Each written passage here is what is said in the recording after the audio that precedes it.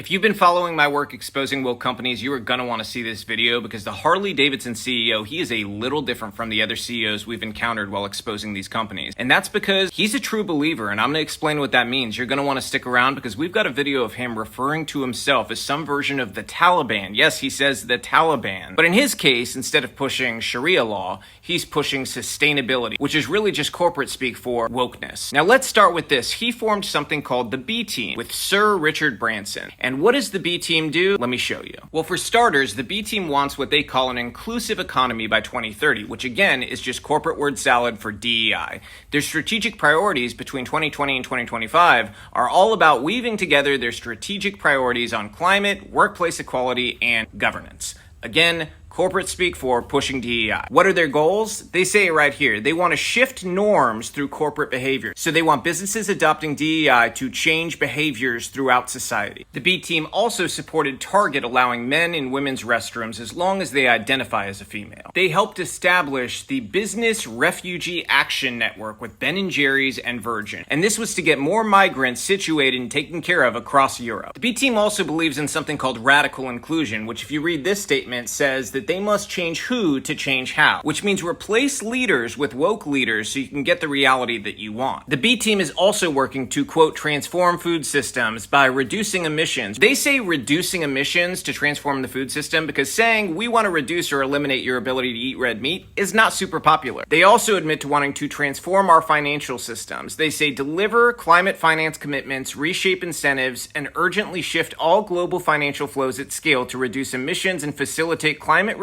just, and inclusive development. Again, all corporate word salad for we are going to shove DEI so far down your throat, you are not going to know what happened. They also want to phase out all fossil fuels, which might sound weird from the Harley Davidson CEO, but unfortunately for his PR team, he signed it. It should come as no surprise that right around COVID, they were pushing a great reset. No, I am not joking. This is all on their website. And they also were talking about the need to fight misinformation, climate change, and inequality. Again, this is all about pushing wokeness and forcing wokeness through corporate behavior, period. That piece goes on to push globalism, inclusive representation, and having the voices of diverse stakeholders shape the Great Reset. And once again, unfortunately for his PR team, he signed this. Here's something else a Harley Davidson CEO signed. It is him signing on Harley Davidson to the UN Global Compact, where of course they're worried about building LGBTIQ+ inclusive businesses. They're also tackling the big problems like creating a trans-inclusive workplace. Now, I think I promised you guys some videos of Harley Davidson CEO Jochen Zeitz. Let's see those. Then I became a board member of Harley Davidson.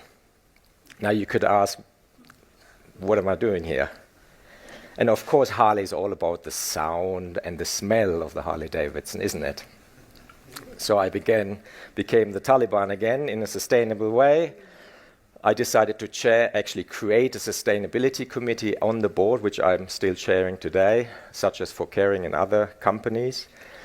And we went about redefining the Harley Davidson brand again and try to translate sustainability into something that would truly be embraced by the hog owner. So now you guys know why I see Harley Davidson a little differently than the other companies we've exposed, because their CEO is not simply a CEO that got sucked into some crazy DEI plan by their HR team or PR people. He is a true believer, an architect, if you will, of using corporate power and corporate culture to advance wokeness. This is a man with a plan. Now it's up to us to raise our voices to Harley Davidson, to their board, to get rid of this woke CEO and save a great American brand. Because if we don't save it, this man will drive it into the ground. If you think that Harley Davidson has fallen totally out of alignment with its core customers that have made that company great and successful, then here's their customer service number to call. And here's Harley Davidson's media department contact information if you have any questions or a request for comment as to whether or not they're going to continue down this path of wokeness and DEI, or if they're going to turn around before they destroy this once great American company.